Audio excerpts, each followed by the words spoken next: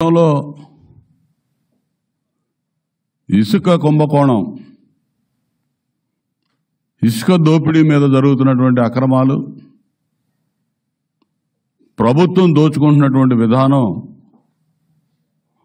అనేక రోజులుగా తెలుగుదేశం పార్టీ, ఇతర ప్రతిపక్ష పార్టీలు, పత్రికలు, మీడియా గొంతెత్తి అరుస్తూ ఉన్నాయి.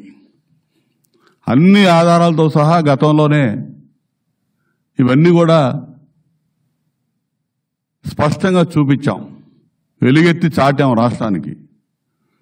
మా పార్టీ అధినేత చంద్రబాబు నాయుడు గారు కూడా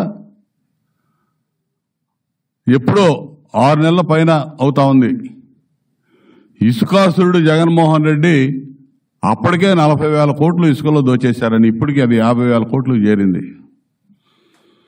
ఇసుక అనేది ప్రధానంగా ప్రజలు ఎక్కువగా లబ్ధి పొందుతారు. ఇసుకకి సంబంధించి వ్యవసాయం తర్వాత అత్యంత శాతం ప్రజలు ఆధారపడి జీవనం సాగించే రంగం ఇసుకతో ముడిపడి ఉంటుంది.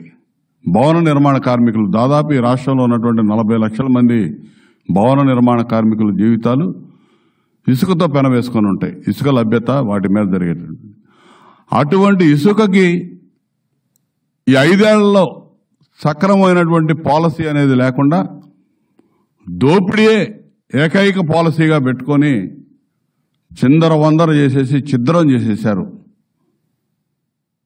50,000 కోట్లు అక్షరాలుగా ఇవాళ దోచేశారు. ఇసుకలో అడ్డగోలుగా అక్రమాలు జరుగుతున్నాయని గొంతు చించుకొని నరిచాం. పత్రికలు ఘోషించని, మీడియా ఘోషించింది. దున్నపోతు మీద వర్షం పడ్డ తందాన వ్యవహరిస్తూ వచ్చింది ప్రభుత్వం. ఇది యథార్థం. మొత్తం ఇక్కడ లోకల్గా ఉన్నటువంటి హైకోర్టులో కానీ, నేషనల్ గ్రీన్ ట్రిబ్యునల్లో కానీ, సుప్రీంకోర్టులో కానీ అనేక కేసులు దాఖలైన ఈ ఇసుక అక్రమ దందా మీద అడ్డగోలుగా వాదిస్తూ వచ్చింది ప్రభుత్వం. హైకోర్టులో ఏజీ అసలు ఇసుక తవ్వకాలే జరగట్లేదని చెప్పాడు.